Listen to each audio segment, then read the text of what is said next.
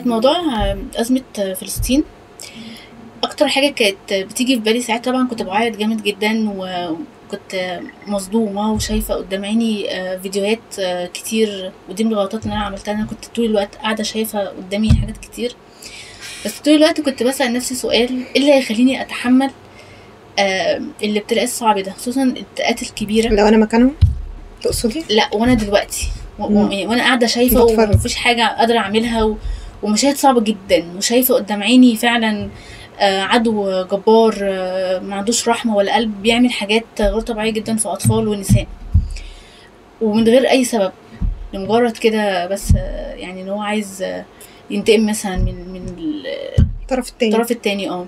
اكتر حاجه كانت بتخليني ساعتها اهدى هي ان انا الجا لربنا، ان انا اصلي كتير، اعمل ورد ذكر كتير،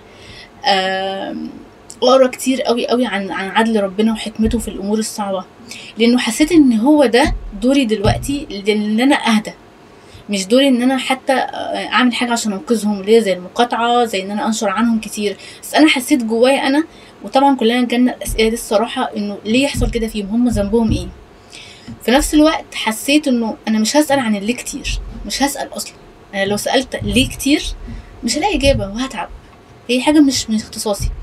بس انا في نفس الوقت حاصل لي يعني اضطراب كده جوه، وعلامات استفهام انا مش فاهماها. فقلت جوايا: ليه اصلا تفهمي؟ اقعدي كده اعملي ورد ذكر وادعي لهم كتير وصلي كتير. افتكرت قوي قصة سيدنا يونس.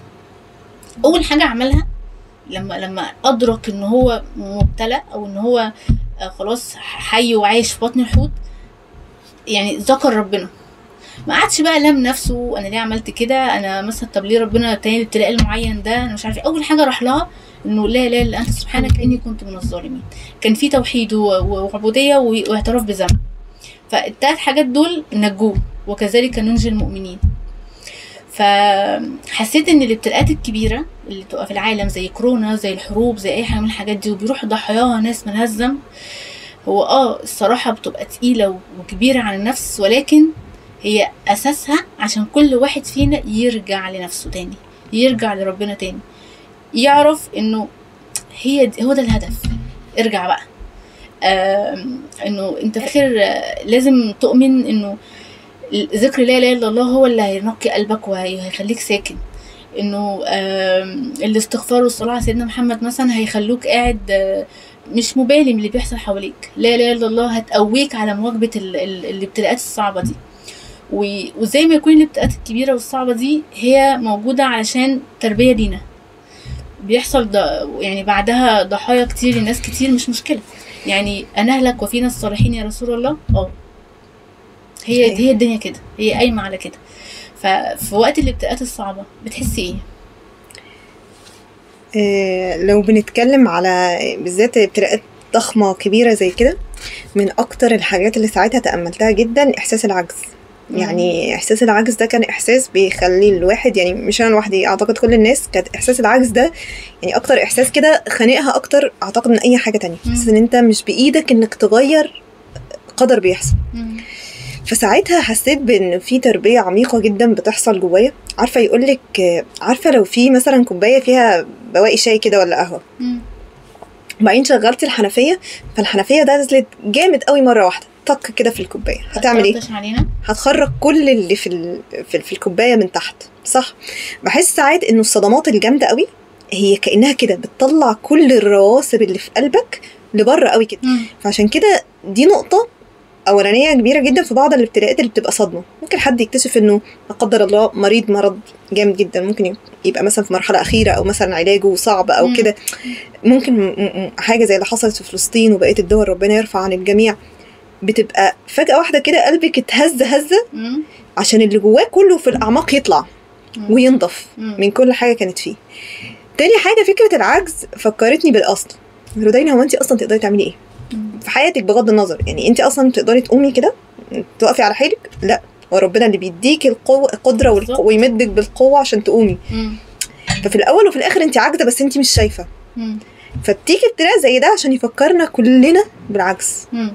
يعني ايه العجز؟ ان احنا كلنا في الأول وفي الآخر بشر، ان الله سبحانه وتعالى هو المهيمن، ليس لك من الامر شيء، محدش فينا ليه من الامر شيء، الامر كله لله سبحانه وتعالى. مش معنى كده ان احنا ما نعملش حاجه، لانها طبعا طلعت بقى حاجات كتير، ما بقول لك بقى طلعت الرواسب كلها، فبينت كتير من الحاجات كاشفه جدا سبحان الله. بس العجز لو انا هتكلم عنه بقول قد ايه هو بيربي الانسان على معنى ان انت عبد وهو رب. انت وانا انا مش هعرف اعمل، يعني مش هعرف اعمل ان انت رب يعني ان انت بتعمله، انا مش هعرف ادبر الامر صح، انا مش هعرف اشوف الموضوع من كل زوايا زي ما الله سبحانه وتعالى احاط بكل شيء علما وبيدبر الامر من السماء والارض، انا مش هعرف اعمل ده. بس انت الوحيد يا رب اللي تقدر. كلنا كنا ما بنعملش غير بندعي لهم ربنا سبحانه وتعالى، ما كانش بايدينا غير كده. فكأن العجز اللي فينا ده فكرنا قوي بعبوديتنا قوي، وان انت عبد قوي لا تملك لنفسك شيء. عشان كده الآيات في القرآن كان فيها جدا المعنى ده، انت لا تملك نفسا نفعا ولا ضر. فاكرة الأصنام انتوا ازاي بتعبدوهم وهم لا يملكون أنفسهم نفع ولا ضر؟ دي كان درس سيدنا إبراهيم على الأصنام، ايه كسرهم كده ده ما يقدروش يدافعوا عن نفسهم، فانتوا بتعبدوهم ازاي؟ فإحساس العجز من أكبر الأحاسيس اللي أعتقد إن هي تمام العبودية والتسليم والخضوع، هي دي معنى الإسلام الحقيقي، الاعتراف بالمحدودية بتاعتنا، اللي هو احنا أصلا كده كده لا نملك من الأمر شيء والأمر فعلا كله لله. فالاعتراف بالمحدودية دي أصلا بتريحنا. ده حقيقي. أنا مش بطل، يعني مش سوبرمان زي ما صدرونا الأجانب مثلا. أنا مش سوبرمان هروح أجري عليهم وأسافر عبر الزمن وأروح يعني وأهد الدنيا. هو في الآخر أنا برضو بنفذ أوامر الله، احنا كلها بننفذ أوامر الله من مكاننا أساسا. وفكرة برضو عارفة فكرة الرواسب اللي أنا قلتها دي، هي بقت لنا حاجات كتيرة قوي جوانا. هي دي الفكرة، هي الأزمة موجودة عشان تبين حاجات جوانا من غير ما احنا نحس على فكرة. ايوه عشان كده كان في جمله انا سمعتها مره، انا في الازمه دي، انا بصراحه الجمله دي عارفه يعني جابت لي كم صداع مش طبيعي من كتر مش قادره اتصورها، ان احنا في بعضنا بيفكر كده. لما كنت حكيت لك كان في شاب من الشباب بيتكلم فبيقول يا جماعه انتوا عارفين يعني ايه حرب تقوم؟ حد كان يعني بغض النظر كنت قاعده بتفرج على الحوار يعني، فحد بيقول ايه مش عارفه نتدخل ونحارب ومش عارفه ايه وكده، فقال لهم يا جماعه انتوا عارفين تقوم حرب يعني ايه؟ انتوا عارفين ان سنه كذا لما كانت في مصر حرب كنا مش عارفين، كنا بنقف طابور عشان ناكل فرخه. فانا مستنيه الجمله تكمل، والله انا مستنياها تكمل، انا حاسه ان يعني ابتداءك كان في الفرخه. مش فاهمه ازاي، انا ما فهمتش، لا واستنيت الجمله تكمل. في ايه بيوت فراح التاني رد عليه قال ايه، تخيلي قال كانت الفرخه بتتقسم على 8-9. يا جماعه ابتلاءكم كانت في الفرخه. والله بجد انا توقفت كده، يا الله. فابتدى ينكشف لينا اللي جوانا. الصحابه رضوان الله عليهم، الصحابه ايه، الكفار لما كانوا مع النبي صلى الله عليه وسلم في الشعب كانوا مش مؤمنين بالنبي صلى الله عليه وسلم، وكان الكفار حصرهم، قريش حصرتهم عشان يسلموا النبي، وقبيله النبي الا ما نسلمهوش. طب وهم كلهم مؤمنين بالنبي؟ لا، وفيهم نساء واطفال كانوا بيسمعوا صوت صراخهم من بره. يعني كفار ما سلموش النبي وهم متحصرين 3 سنين جوع وحاله صعبه جدا، واحنا هنا ابتلقنا في فرخه. فاكتشفت انه لا، ده احنا كلنا محتاجين نعيد نصلح اللي جوانا تاني. عشان كده كانت صاحبتي حتى تقول لي ايه، تقول لي سهله قوي اني اقول ايه لازم ندافع ولازم نعمل مش عارفه ايه، بس لما افكر كده طب يلا بقى ودي جوزك وابنك كده الحرب، هتوقف. تقول لي لاحظت ان ايماني فيه مشكله، محتاجه اعيد تاني الحسابات. هل انا كده زي الصحابه رضوان الله عليهم ارمي التمرات من ايدي وادخل كده وشهاده يعني لحظه واروح الجنه؟ لا، ما وصلتش ده. فابتدت تشتغل على نفسها. فهي دي الفكره، انه الازمات الجامده دي ساعات بتبقى صادمه، فبتبتدي تطلع حاجات من جوانا. زي ما انسان كده لا قدر الله يصاب بمرض جامد جدا فيكتشف انه ما عملش اصلا في حياته حاجه لربنا، فخلاص قرب يروح، فيكتشف ان المشكله هنا في ايه، انه خايف يروح لانه ما عملش يعني حاجه يروح بيها ربنا يقابله بيها سبحانه وتعالى. فيبتدي يكتشف انه محتاج يلجأ الى الله سبحانه وتعالى يغير اللي هو كان عايشه.